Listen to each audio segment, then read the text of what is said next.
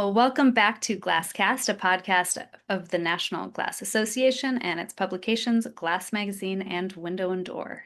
I'm Katie Devlin, the Chief Content Officer for the NGA, and I am very excited about today's episode. This is the second in our GFAB Rewind podcast. Each one of these episodes will spotlight a session from the inaugural NGA Glass Fabricator Conference, known as GFAB, which took place in Chicago in June. This episode of Glasscast is brought to you by GlassTech, the international trade fair for glass production, processing, and products taking place October 20th through 23rd, 2026 in Dusseldorf, Germany. Learn more at glasstechonline.com. At GFAB, we dedicated a session to glass in the interior through a one-on-one interview between NGA President and CEO Lakisha Woods and Cheryl Durst, the Executive Vice President and CEO of the International Interior Design Association. Guys, wow, Cheryl Durst is brilliant. She has been a leader in interior design for decades. She has dedicated her career to advancing the industry, elevating the power and possibility of the interior space. Her story is actually featured in the Imagine Your Impact interactive experience at the Obama Presidential Center, which actually opened on June 19th. So just to think about her schedule that week, Cheryl joined us on stage at GFAB. Just a few days later, was attending the opening of the Obama Center. Very cool.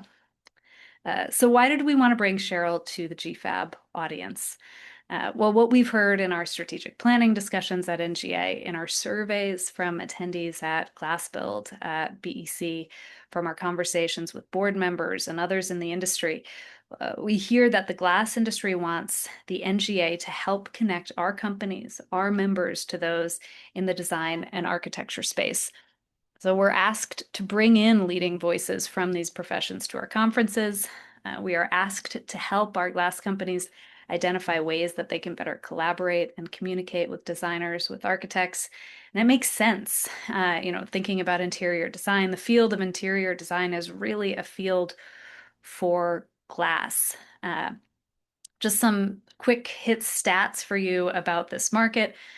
The global interior glass market reached nearly 92 billion in 2025. That market is predicted to grow to 147 billion by 2033. That's a compound annual growth rate of more than 6%. Over 55% of premium commercial projects are integrating some type of interior glass, and that's really being driven by commercial renovation, which had increased 36% year over year. And all of those stats come from Congruence Market Insights, which released their interior glass market report earlier this month. But we see a lot of those trends echoed in our NGA magazine research as well. So obviously, when we talk interior glass, it can take many forms. We can be talking about interior glass partitions, privacy glass, wall cladding, interior railings, stairs, inside the home, bath enclosures, backsplashes, kitchen counters, and across all of those applications, we see a lot of decorative glass. So looking at Glass Magazine's Top Glass Fabricators report, which was released in the April edition, we saw that 82% of glass fabricators surveyed report producing some type of decorative glass products.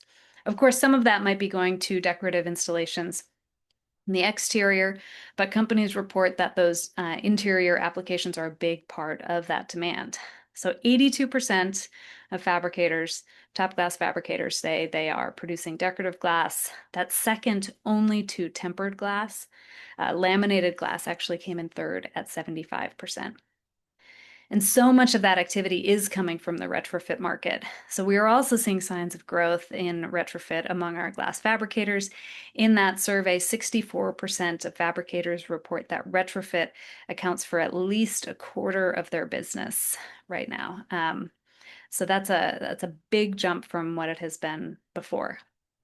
So obviously, interior the interior glass in the interior is of huge importance to our fabricators. And in this conversation between Lakisha and Cheryl, we hear them talk about the importance of glass for the building occupants. We talk about the education gaps between designers, glass fabricators, and opportunities for collaboration. Cheryl also addressed the challenge of glass as an often overlooked building material. So in the excerpt that you'll hear in this episode, Lakisha and Cheryl focus on why glass is the material of choice, suggestions on how fabricators can collaborate with the interior design community, and engaging young people. How can we introduce young people to glass early? Cheryl likened it in this clip to the cotton industry and that viral, successful cotton campaign that you might remember from the 90s. The Touch the Feel of Cotton, the fabric of our lives. So, what can glass do? What does our glass industry need to do to have some that kind of viral impact campaign? Maybe we need some jingle writers. I don't know. But with that, I will turn it over to Lakisha Woods and Cheryl Durst. Okay, well, Cheryl, you have spent your career at the intersection of design and the built environment. When you walk into a space, how does glass register for you? And do you think most designers are fully tapping in to what glass can do? I love this question, Lakisha, and I think many of us kind of grew up with that campaign by Cotton Incorporated, the Cotton Council, that cotton is the fabric of our lives. Well, glass is the material of our lives, right? It is often overlooked, and it's kind of paradoxical. It is often overlooked, but appreciated, but misunderstood on the role that it plays in the built environment, the role that it plays in history, right? Glass is one of our most ancient surfaces. It has kind of these mystical qualities that human beings are fascinated with. And so in the interior environment, when we walk into a space, well, actually before we even walk into a space, when we see exterior glass, there is this sense of awe. And again, here's the paradox. There's awe, yet there's recognition. Once we walk into a space, glass lends solidity. It sends this message of safety and security, yet it has these incredible aesthetic properties that are appreciated by the humans that occupy the space, as well as the interior designers and architects that are creating the built environment. And so between awe and familiarity, safety and security, and comfort, glass plays such a large role in our lives. And obviously, we live our lives through a pane of glass every single day, right? From a technological standpoint. Well, in what you said, I still think about one of the first statements someone said to me when they were talking about the importance of us building awareness of glass, is that if we do our job, people don't see us because they see through us. Right. And that statement, I keep thinking about it in my head. Right. Of how do we increase awareness, acknowledging the fact that people really notice glass when there's something wrong, it's dirty, there's something. Other than that, they just take it for granted. It's so synonymous with when I often talk about design and interior design. There's a quote by architect and designer Bruce Mau, design is invisible until it fails. I equate that to glass, right? Glass is invisible until it fails, until it breaks or it shatters, or you're too warm or too cold. And so it's so seamless and flawless, but plays such a large physical and emotional role in our lives. And that is what I think designers are interpreting the role of glass in everyday life. And so in installations, whether it's an office installation or in a healthcare installation, in all of the places where we live, work, play, and learn, the essential role that glass plays in our lives. Yes, so true. Well, and interior glass has historically played second fiddle to its exterior counterpart. From your vantage point at IIDA, have you seen that shift? Is interior glass having a moment right now? Absolutely. And I think from, in a lot of sectors, you know, we become, I think, most familiar with glass, maybe even many of us from a liturgical standpoint, where people first, maybe their first memories of glass might be in a church setting or in a classroom setting.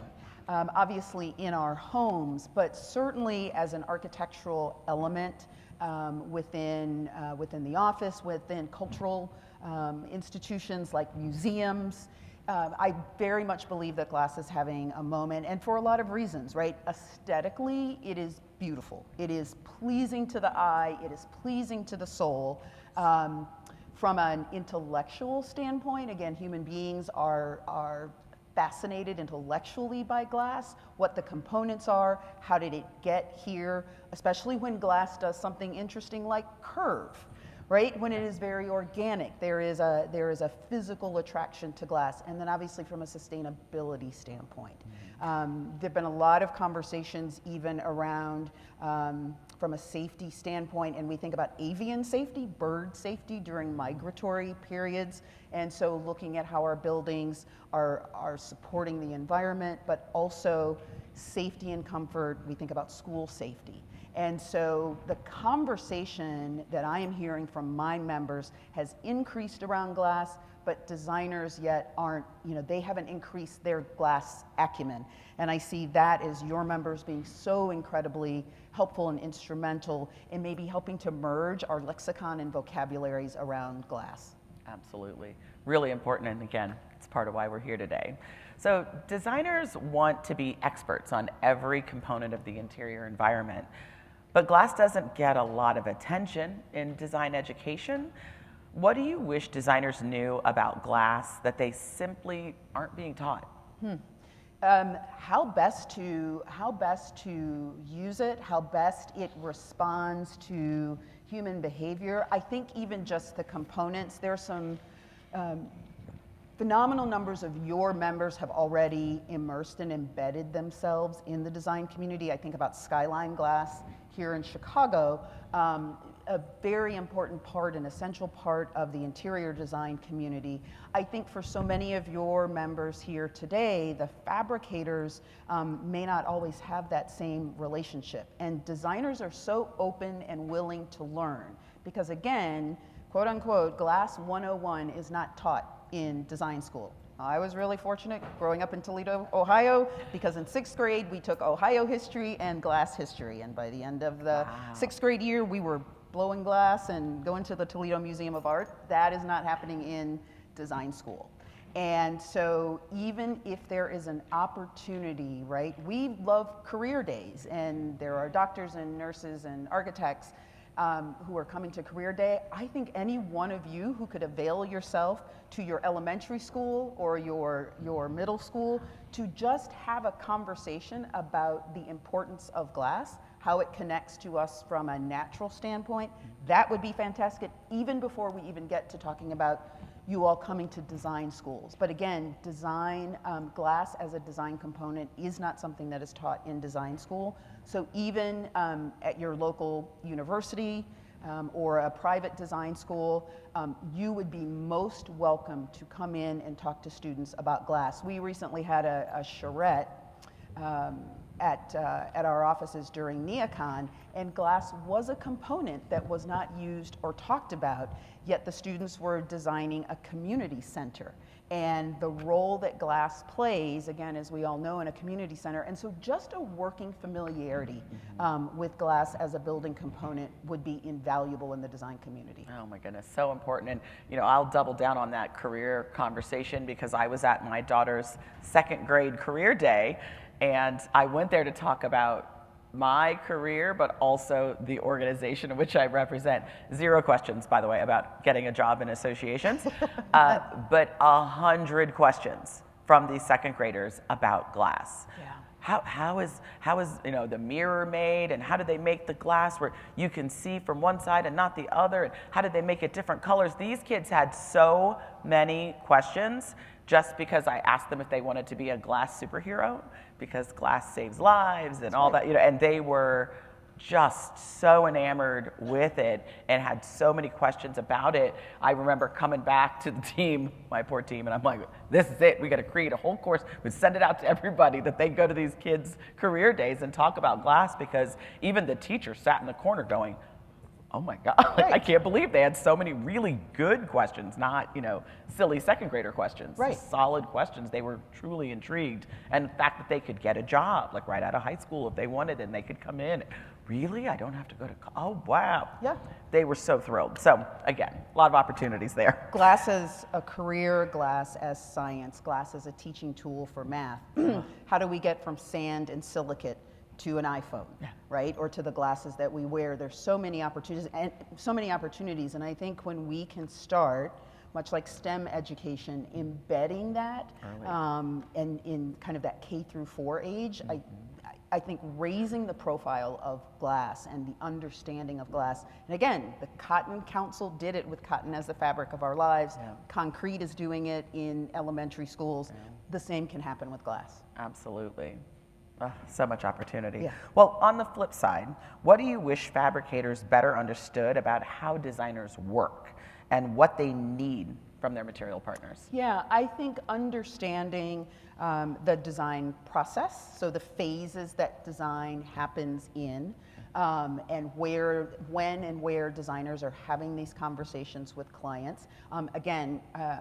I was an English teacher at one point in my life, and so lexicon and vocabulary are critical, and I think sometimes all professions, all skills sometimes hide behind a litany of words. I think demystifying the words that you all use in your industry, opening up that lexicon and vocabulary for designers so that they can understand the words that you use that associate with your processes, would be as helpful as designers sharing with you those phases in the design process so that you understand when glass is talked about, when it is specified, how it is specified, at what point designers can start talking to their designers and architects can start talking to their clients about glass, and then the attributes of glass, how humans best connect to glass from a neuroaesthetics point of view. Thank you for joining for this episode of Glasscast from the NGA, Glass Magazine, and Window and Door. Once again, thanks to our sponsor, GlassTech, the international trade fair for glass processing, production, and products, taking place October 20th through 23rd, 2026 in Dusseldorf, Germany. Learn more at glasstechonline.com. See you next time.